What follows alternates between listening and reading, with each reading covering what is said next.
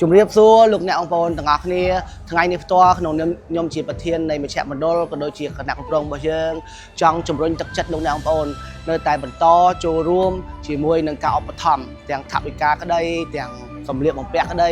ស្បៀងអាហារក្តីដើម្បីយើងនៅតែបន្តចូលរួមជួយដល់បងប្អូនដែលជាជនភៀសសឹករបស់យើងផងដែរកន្លងមកនេះមជ្ឈមណ្ឌលរបស់យើងបានចូលរួម